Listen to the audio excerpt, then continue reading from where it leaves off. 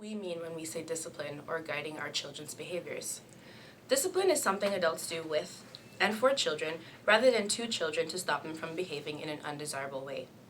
Guiding children's behaviors is intended to help children become self-disciplined as they learn appropriate and acceptable behavior patterns. Direct setting with explanation is directing or recruiting a child or youth's behavior and setting a limit specific to the behavior, followed by an explanation of why it is important for the child or youth to do so. This can be used in the case that you are the person in authority or you have built a relationship with the child. Setting limits is one of the most important powerful tools that professionals have to promote positive behavior change for their children's, clients, behaviors, or youths. Knowing there are limits on their behavior helps the individuals in your charge to feel safe. It also helps them to learn to make appropriate choices. How can we use direct limit setting? We use it to develop limits that focus on important things. We also use it to create effective limits, accept limits, and communicate limits. One key aspect to direct limit setting is that it helps teach appropriate behavior. When do we use direct limit setting?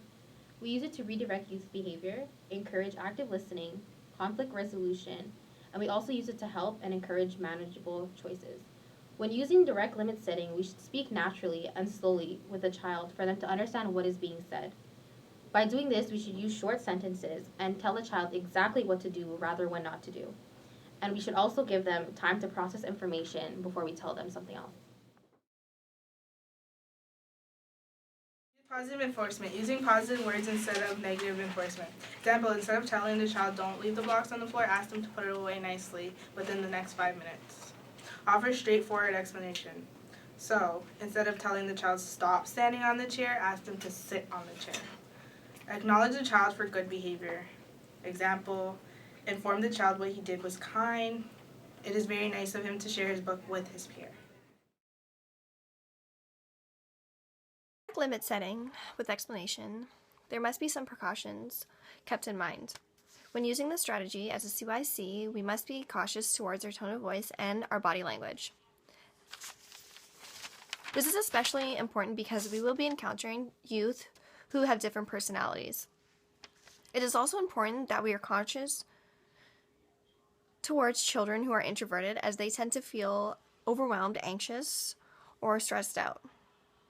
We also have to be wary of those who are developmentally delayed, as they might not understand clearly why we are trying to redirect this behavior. Also, youth who have different ages or have different cognitive abilities must be taken into consideration. It's not fair to a child who is being punished and they don't understand why. How will youth benefit from limit setting? Youth are in our care in order to learn life skills. By setting limits with the youth in our care, we are giving them opportunities to learn without our supervision at all times. Limit setting also allows us to set boundaries with our clients to teach them independence and to ensure our own privacy.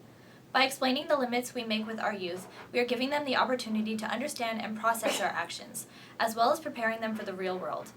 It is important to encourage youth in our care to work through their problems instead of constantly seeking out answers from others. People who try to give the answers to youth by not limiting them often find that the youth become slaves to their impulses. Often these youth are forced to learn things the hard way by testing situations to find limits and control. This can get youth into very dangerous situations. Overall, limit setting makes autonomous functioning possible and helps youth discover who they are and what they are capable of.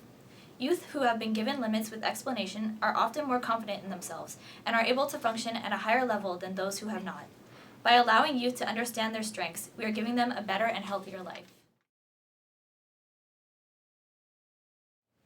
Ultimately, the goal for limit setting is to improve upon a certain behavior that is either inappropriate or harmful to oneself or others. If limit setting is used correctly and in a positive way to benefit the child, then one's negative or harmful behavior will diminish, and instead a more positive, respectful behavior will arise.